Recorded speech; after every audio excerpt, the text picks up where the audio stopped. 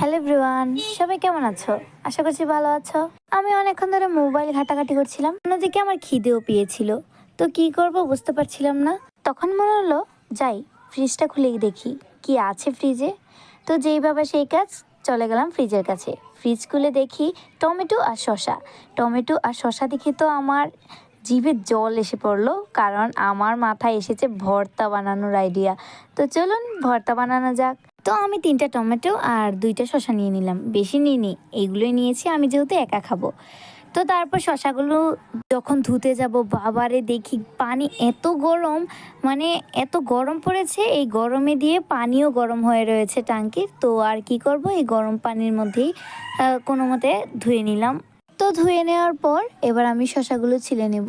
ভর্তা বানানোর সময় কেউ আসেনি, কিন্তু আমি ভর্তা যখন বানিয়ে ফেলেছি তখন কিন্তু 2-3 জন এসে খাওয়া শুরু করেছিল আমার সাথে, আমার আপু আর আমার ভাই। তো যাই হোক, এবার সবগুলো কাটা শেষ। এবার দিয়ে দিব লবণ, তেঁতুল দিয়ে ভালোভাবে মেখে নেব। এই প্রথমে লবণ আর তেঁতুলটা একসাথে মিক্স করে তারপর সবগুলোর সাথে মিক্স করলাম। এবার আমি ওপর থেকে দিয়ে দিব চিলি ফ্লেক্স। চিলি ফ্লেক্স কিন্তু আমি 2 চামচ দিয়েছিলাম, দেখিয়েছি 1 চামচ। আপনারা আপনাদের ঝাল যেতটুকু খেতে চান ওইটুকু দিবেন। তো যখন আমার ভর্তা বানানো শেষ তখনই দেখি আমি একটু শসা কাটতে ভুলে গিয়েছিলাম। তো কি আর করার, আমার মধ্যে অত ধৈর্যও ছিল না যে ওইটা কেটে আবার মিক্স করব। তো এইভাবেই খাওয়া শুরু করলাম। তো আমি কিন্তু এখনও হানি বানি দেখতে অনেক পছন্দ করি। আপনারা কারা কারা হানি বানি দেখতে পছন্দ করেন অবশ্যই জানাবেন। তো আমি হানি বানি দেখতে দেখতে ভর্তা খাই। আপনারা পেজটাকে ফলো করে দিবেন। বাই।